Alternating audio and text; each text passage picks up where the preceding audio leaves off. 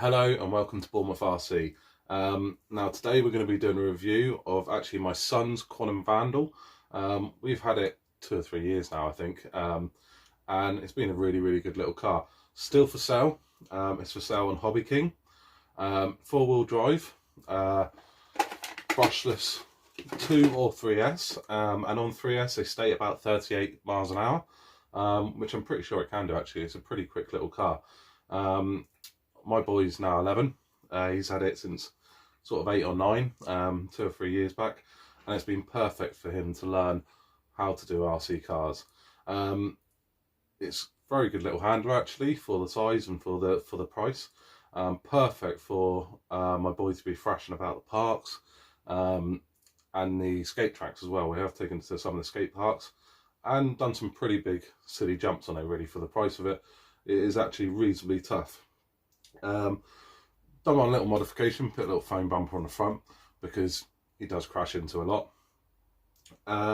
And we have broken a couple of parts here or there, but nothing that's not to be expected really. It is quite a cheap RC car. Now the brilliant thing is with this, the parts are really cheap on Hobbyking. However, if you don't want to wait a few days or a couple of weeks potentially for Hobbyking parts to come from their shipping, especially if they're coming from China, this is actually the same as the FTX chassis. So the Carnage and the Vantage, sorry, I think is exactly the same chassis, and I've actually ordered parts off of eBay for them. For example, the spur gear got stripped a little while back, so I actually ordered that part and it came within a day or two, so it's quite handy. The parts we have broken, the front part of the chassis plate here, now that did get broken. Now actually he broke it quite early on, and if I'm honest, what I actually did is I actually cable tied it back together because I knew it was going to do a lot more crashes. Cable tied it back together for a little while and it worked perfectly with those cable ties in. And once he got used to handling the car a bit better, I did put the new part in. Now the part is only £1.20 on Hobbyking. It's a few quid more if you get it on eBay for the FTXs, but they come within the next couple of days rather than waiting a couple of weeks. I haven't actually broken any arms on this yet.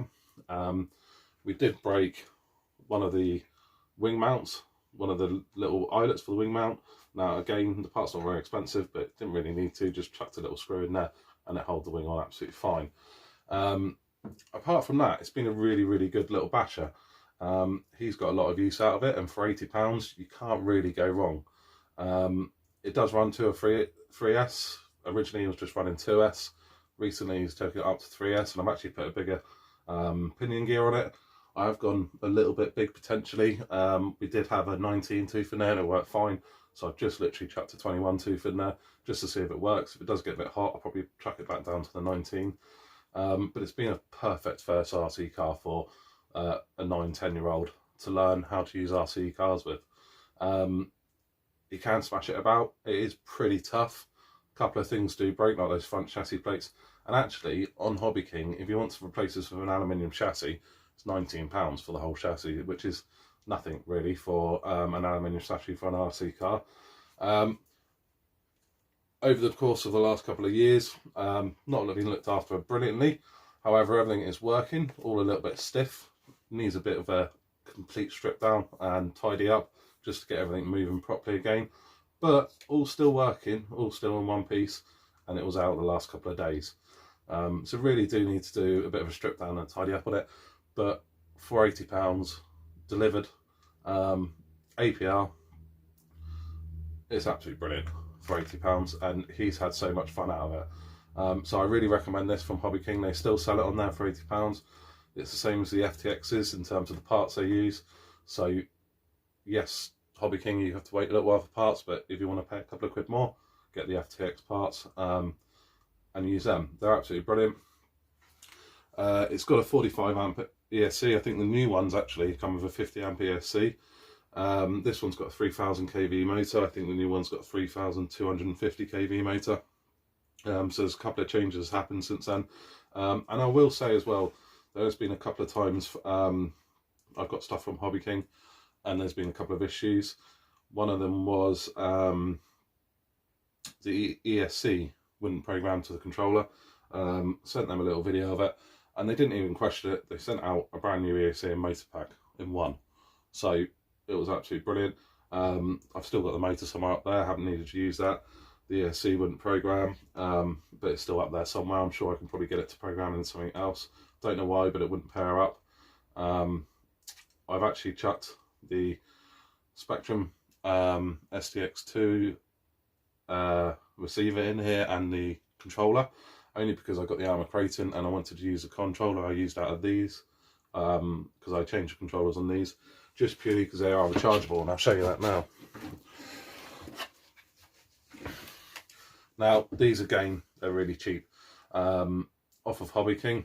You can get them off of other places as well. They are cheap and cheerful, but they're a really good little controller for what they do.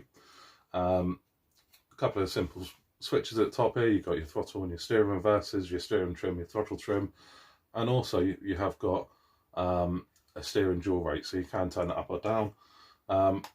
But with these, they run off of a small LIPO. You get the lead, simply plug it into the back here, plug it into USB, charge up. You don't have to worry about having loads of AA batteries all the time, which drives me crazy. So the main reason why I changed to this is because of that fact that it charges up. It works really well. It's not the fanciest controllers, but it does work well. But I did swap that to use on my armor Kraton because I use that more than my boy uses this. So rather than change batteries all the time in the STX2, and also the reviews of the STX2 are pretty poor. I haven't used the Kraton yet since I swapped that over, so I'm hoping it is going to be a little bit more responsive. But yeah, all good. All in all, this car here, 5 out of 5 for value for money. Could be a little bit stronger in terms of that chassis plate, but for £80, when you're only paying £1.20 to replace the parts, really good.